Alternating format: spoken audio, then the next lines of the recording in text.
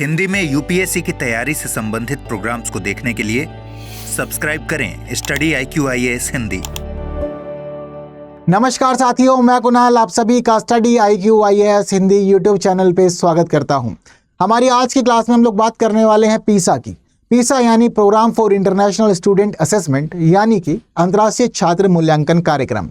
अब दरअसल फिलहाल एक बार और ये देखने को मिल रहा है कि भारत खुद को पीसा से बाहर रखने वाला है। अब ऐसी स्थिति में ये मामला न्यूज़ में बहुत ज़्यादा इस वजह से चल रहा है क्योंकि भारत का नाम पीसा की राष्ट्रीय परियोजना प्रबंधकों की सूची में नहीं रहा है। अब इसके आधार पर ही अनुमान लगाया जा रहा है कि भारत पीसा में फिर एक बार पार्टिसिपेट नहीं करेगा। हालांकि आधिकारिक घोषणा इसको लेकर के अभी तक नहीं हुई है। पहले कहा गया था कि भारत 2025 के असेसमेंट में शामिल होगा, लेकिन अब लग रहा है कि शामिल फिर दोबारा से नहीं होने वाला है। तो ज़रूरी है कि हम लोग पीसा को अच्छे समझें कि इसका मामला क्या है, इसके क्या निहितार्थ हैं, पीसा किस वजह से आयोजित किया जाता है, किसके द्वारा आयोजित किया जाता है और वगैरह वगैरह सभी चीज़ों को अच्छे से जानें। तो न्यूज़ देखते हैं हमारी क्या कह रही है। नो पीसा फॉर इंडिया, कंट्री में skip global student assessment again. तो भारत के लिए पीसा नहीं और कंट्री एक बार फिर ग्लोबल स्टूडेंट असेसमेंट से बाहर रह सकती है, इसको स्किप कर सकती है। यही मामला न्यूज़ में भी दिख रहा है। तो ज़रूरी है कि सबसे पहले हम लोग ये जानें कि दरअसल पीसा का मामला है क्या। तो देखिए पीसा, तो पीसा को हम लोग जनरली किस रूप में जानते हैं? Programme for international student assessment. अब दरअसल ये एक ऐसा प्रोग्राम है जो अंतर्राष्ट्रीय स्तर पर विभिन्न देशों के छात्रों का मूल्यांकन करता है। कौन से छात्रों का मूल्यांकन करता है? वो छात्र जो जनरली 15 वर्षीय एज ग्रुप के तहत आते हैं, उन छात्रों का मूल्यांकन अंतर्राष्ट्रीय मानकों के आधार पर किया जाता है।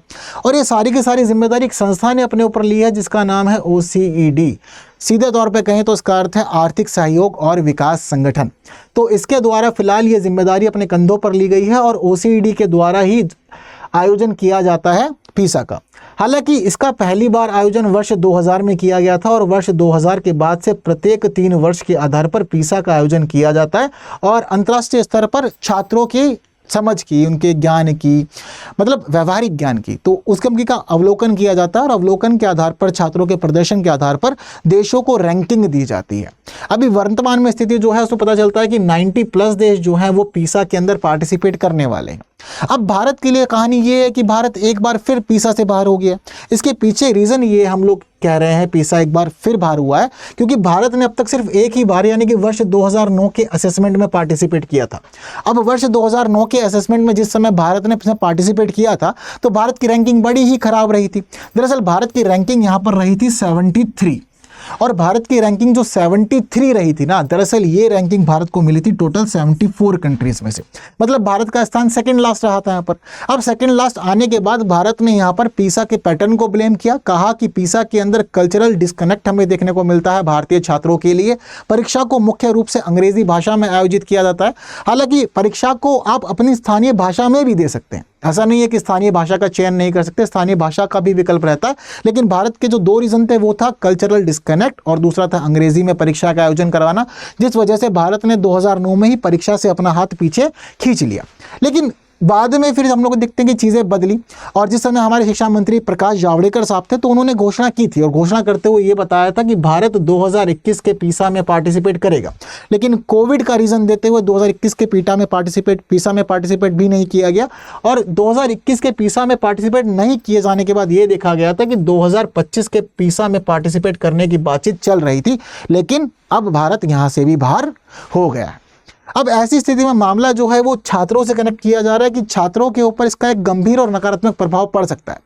क्यों पड़ सकता है? देखिए, वैसे तो जनरली हम लोग पीसा को programme for international student assessment के रूप में समझ रहे हैं, लेकिन एक्चुअल में इस असेसमेंट को कराने का मुख्य उद्देश्य है कि आप अपनी पारंपरिक शिक्षा पद्धति जो आपकी चल रही है उससे अलग हटकर छात्रों का मूल्यांकन करें। अब पारंपरिक विषय आधारित शिक्षा हम लोग जनरली बच्चों के लिए समझते हैं कि जितना आपको ज्ञान है, जितना आप याद कर पा रहे हैं, जितना आप रट पा रहे हैं, आप उतने ब्रिलियंट हैं। अब जैसे कि हम लोग की स्कूली पद्धति तो यही है, हम साल भर के लिए किताबें अलॉट कर देते हैं, किताबों को पढ़ो, इसके आधार पर ही प्रश्नों का उत्तर दो, अंत में मार्कशीट मिल जाएगी और मार्कशीट के बाद चीज़ें जो है वो आपकी सारी की सारी कंप्लीट हो जाएंगी। यही तो हम लोग सभी चीज़ें देखते हैं और मार्कशीट के आधार पर ही सारा का सारा काम चलता भी है।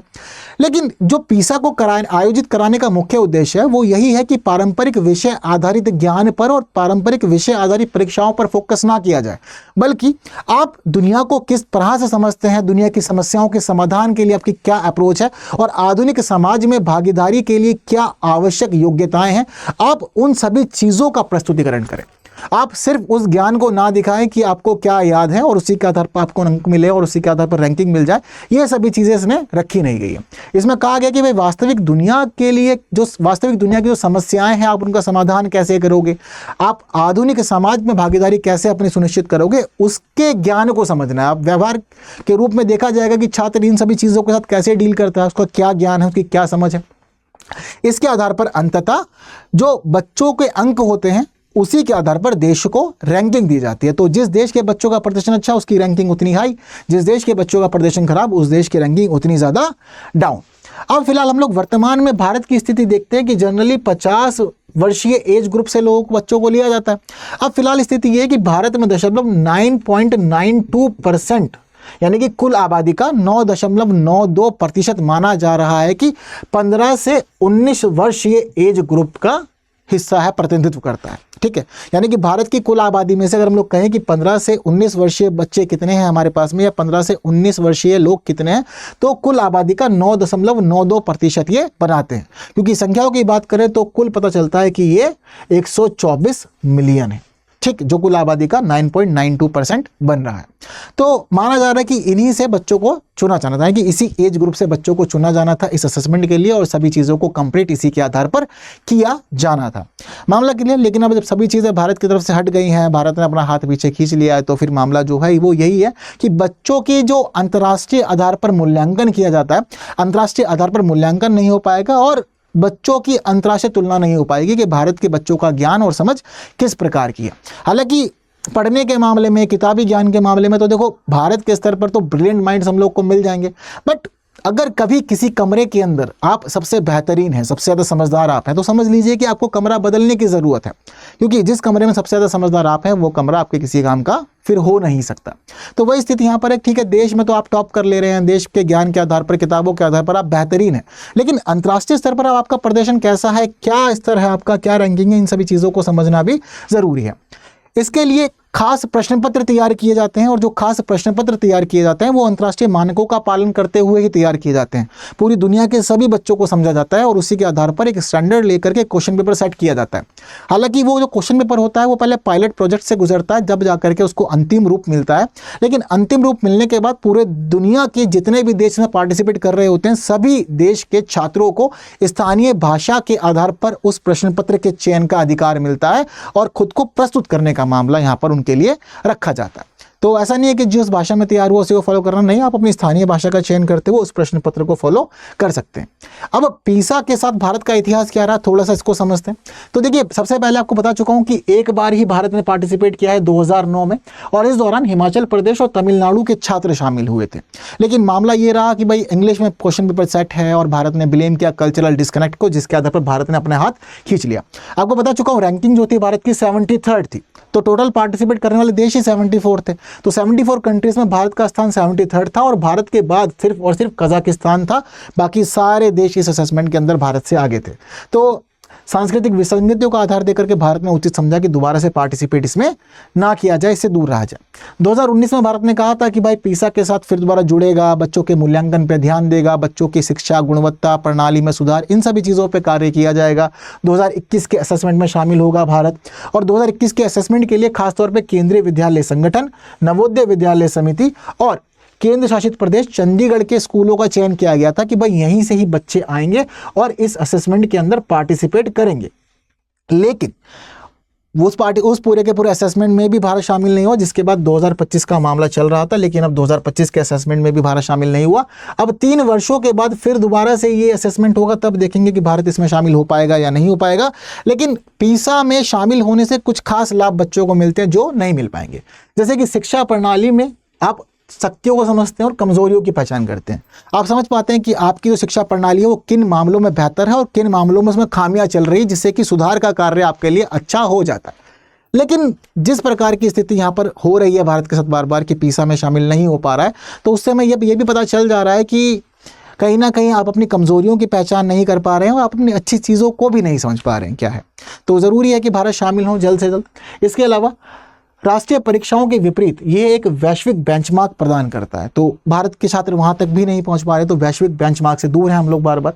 इसके अलावा अंतर्राष्ट्रीय स्तर पर जो तुलनात्मक समझ विकसित होनी चाहिए, तुलनात्मक परिदृश्य विकसित होना चाहिए, वो भी भारत के छात्रों का नहीं हो पा रहा है। तो ये भी भारत के छात्रों के लिए समस्या का विषय है। तो अब चाहे डर समझ लीजिए खुद को प्रस्तुत करने का, ठीक है, कुछ भी रीज़न मान लीजिए, लेकिन फिर भी कहीं ना कहीं इसके नकारात्मक प्रभाव ज़्यादा है कि आप इसमें शामिल नहीं हो रहे हैं। तो भारत को शामिल होना चाहिए, इसमें कोई बुराई नहीं है। और ये बात हमेशा ध्यान रखिएगा कि कोई भी प्रतियोगिता हो या कोई भी एग्जाम हो, उसमें सबसे बुरा क्या हो सकता है? आप फेल हो सकते हैं, आपकी रैंकिंग लो हो सकती है, इससे ज़्यादा तो बुरा कुछ नहीं होगा ना। लेकिन पार्टिसिपेट करने का तो आपको वो सारे अवसर दिखेंगे जहां आप खुद को सुधार सकते हैं। तो ये सिर्फ और सिर्फ पीसा के मामले में नहीं है, बल्कि सभी के जीवन के मामले में कि हमें इस प्रकार के कार्य करते रहने चाहिए। बाकी महत्वपूर्ण जानकारियों के लिए मेरे साथ जुड़ने के लिए आप लोग मेरे सारे सोशल मीडिया हैंडल्स पे कहीं भी मुझसे कनेक्ट कर सकते हैं, जहां आप लोग उचित समझे। और बस ऐसी इन्फॉर्मेटिव वीडियोस को देखने के लिए बने रहिए हमारे YouTube channel study IQ IAS Hindi पे। तो फिलहाल वीडियो इन्फॉर्मेटिव लगे, बाकी तो तक शेयर जरूर कीजिए, जिन्होंने लाइक नहीं किया लाइक करके जरूर जाइएगा। और बाकी बस ऐसी वीडियोज़ के लिए बने रहिए हमारे साथ। बाकी आज के लिए दीजिए मुझे विदा। Thank you so much. जय हिंद। हिंदी में UPSC की तैयारी से संबंधित प्रोग्राम्स को देखने के लिए सब्सक्राइब करें स्टडी IQ IAS हिंदी।